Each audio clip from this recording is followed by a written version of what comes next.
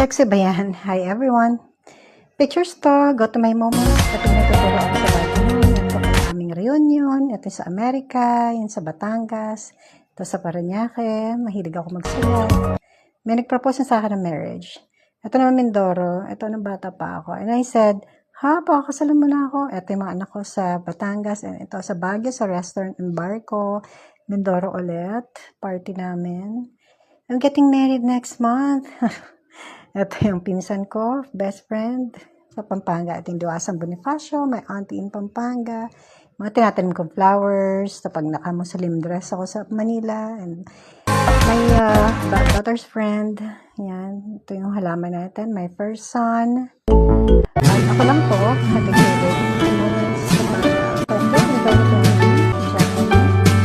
Sample family ko.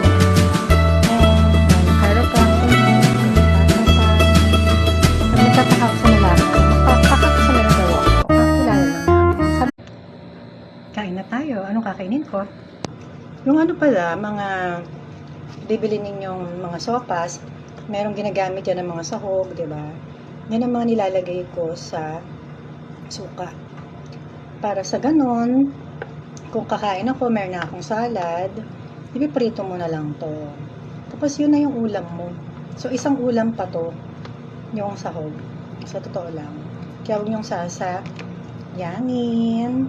Diba? Kain tayo. Tuyo? Try nyo ilimit sa isa-isa lang, diba? O, isang tuyo. Bibili kayo sa palengke. Isang carrots. Diba? Tuyo. Kain natin, eh. Isang, sopas. At champorado. Yan. Yan na yung kakainin